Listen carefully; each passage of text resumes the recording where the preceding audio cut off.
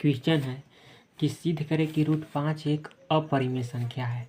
यानी इसको हमको क्लास 10th में MVVI क्वेश्चन यानी ये पूछता है। यानी इसको सिद्ध करने के लिए सबसे पहले यहाँ देखेंगे, यहाँ से हल करेंगे हम। हल सिद्ध करें कि √5 एक अपरिमेय संख्या है। यहाँ से पहले यदि संभव हो तो मान लेंगे, माना यदि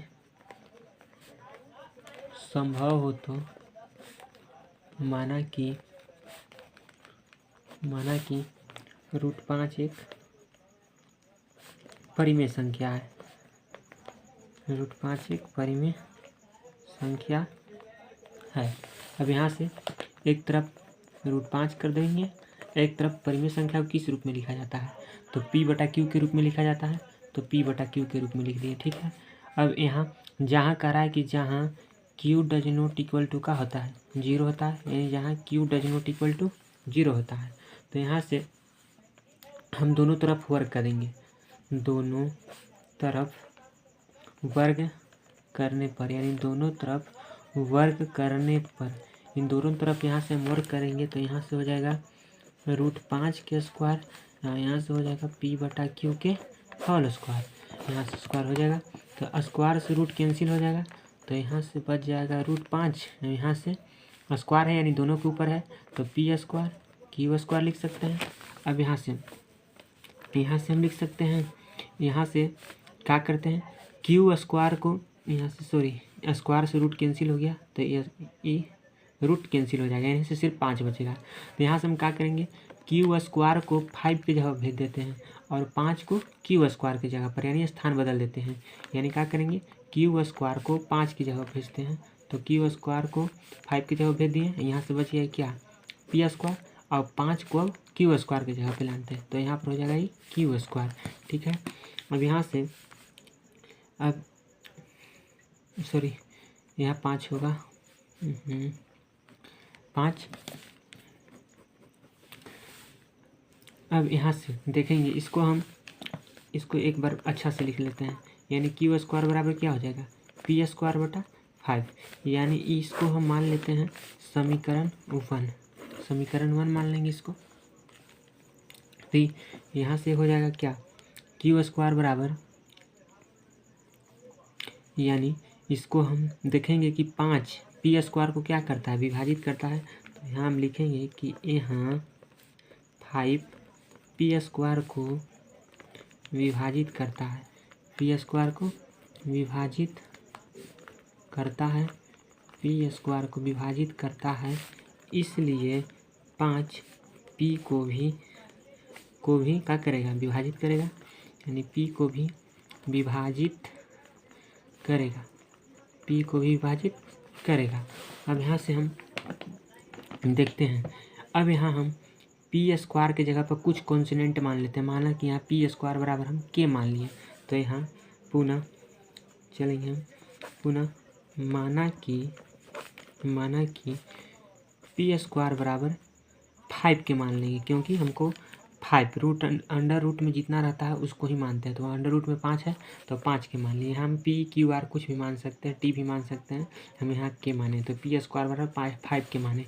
अब यहाँ से समीकरण 1 से हम चलते हैं, तो समीकरण 1 से चलेंगे तो समीकरण 1 कितना है, समीकरण 1 है Q² बराबर कितना है P²/5, यानी यहाँ से हम Q² बराबर P² बराबर कितना मानना है 5 के, तो 5 के लिख दिया, वो स्क्वायर है तो इसको स्क्वायर करिए। अब यहाँ से 5 है तो 5, अब इसको क्या करते हैं Q² तो Q² 5 के स्क्वायर है होल स्क्वायर है, तो यहाँ से हो जाएगा कितना 25 K²/5। अब यहाँ से इसको हम काट देते हैं तो ये हो जाएगा कितना 5 बार में, यानी कट जाएगा, तो ये हो जाएगा यहाँ से Q² बराबर कितना हो जाएगा 5 K², यानी 5 K² हो गया। तो यहाँ से हम Q² को यहीं छोड़ देते हैं, यहाँ गुना में कुछ नहीं है तो 5 यहाँ आ जाएगा और यहाँ से बच जाएगा K²। अब इसको हम सीधा कर लेते हैं, सीधा करेंगे तो ये हो जाएगा कितना K² बराबर कितना हो जाएगा, तो K² बराबर हो जाएगा क्यू स्क्वायर बटा 5। इसको हम समीकरण 2 मान लेते हैं, इसको हम समीकरण 2 मानते हैं। तो यहाँ से हम देखेंगे कि जिस तरह से यहाँ 5p स्क्वायर को विभाजित कर रहा था, पी स्क्वायर को विभाजित करता है, उसी प्रकार से यहाँ हम लिख सकते हैं कि 5q स्क्वायर को भी क्या करेगा, विभाजित करेगा। यानी यहाँ से हम लिखेंगे कि यहाँ 5q स्क्वायर को विभाजित q स्क्वायर को विभाजित करता है, q स्क्वायर को विभाजित करता है। इसलिए 5 किसको विभाजित करेगा, q को विभाजित करेगा, q को भी विभाजित करेगा। यहाँ से अब यहाँ से देखेंगे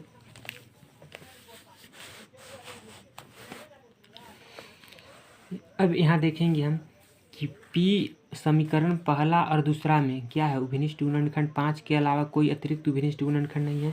तो यहाँ से हम लिख देंगे कि यहाँ P और Q में, यहाँ P और Q में 5 के अलावा कोई दूसरा उभयनिष्ठ गुणनखंड नहीं है, कोई दूसरा उभयनिष्ठ गुणनखंड नहीं है।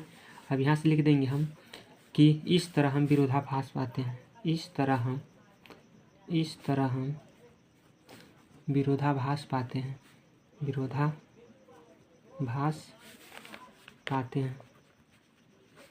इस तरह हम विरोधाभास पाते हैं। अतः हमारा मानना गलत है, अतः हमारा मानना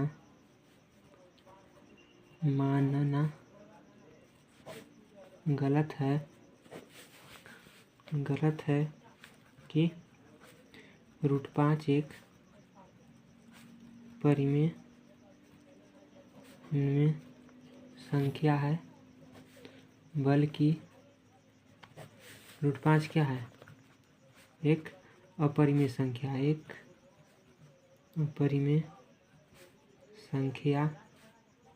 है। ये हो गया प्रूव्ड, यही हमको साबित करना था।